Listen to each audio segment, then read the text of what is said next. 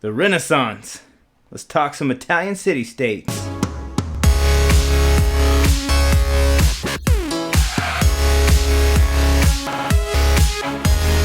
So, Chapter 7, Study Guide. You're going to need to know some important people. Petrarch. He was a famous poet and scholar of the Roman times. Sandro Botticelli. He is an artist from Florence who was famous for painting frescoes. William Shakespeare. To be or not to be? That is the question. He was an English playwright who wrote tragedies and comedies. My little buttercup has the sweetest smile. Not that kind of comedy. Dante Alighieri. He wrote the Divine Comedy. Niccolo Machiavelli. He had a writing called The Prince. Leonardo da Vinci was an artist, a scientist, and an inventor.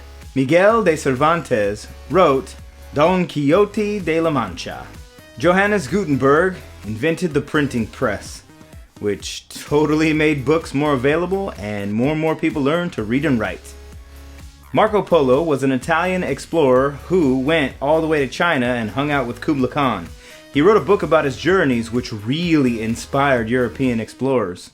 This also boosted trade with China. More people wanted to go there. The Mongol Empire united Asia as a vast trade network. The Mongols. The Medici family were really wealthy Italian bankers. The head of state in Venice was called a doge, not a dodge. I have a dodge. Let's talk about some of the places during the Renaissance. Florence, Italy was one of the first Italian city-states to play an important role in the beginning of the Renaissance.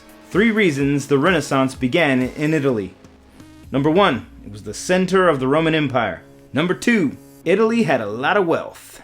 And number 3, there was a lot of competition between the city-states, and competition leads to large amounts of money.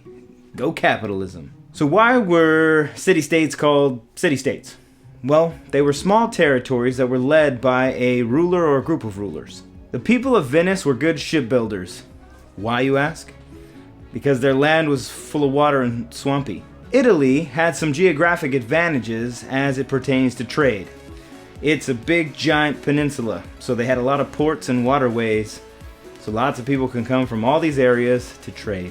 Gondolas were long wooden boats used for travel in Venice. A chiaroscuro was a painting technique to use lights and shadows to soften edges. Leonardo da Vinci's Mona Lisa is an example of this. A florin was the coin that was used in Florence. Oil painting was developed in Flanders. Not that Flanders. That Flanders. Hidely ho there, neighbor. A fresco is done with watercolors on wet paint. So here are some ideas that came up during this time. Secularism had a balance between faith and reason. To be more interested in this world than in the world to come is called humanism. The art of making deals and peace with governments is called diplomacy. The Renaissance is a time of rebirth of art and science and literature. Well, that's all we have. This should be all the answers for the study guide. Study hard. I hope you do well on your test. Later.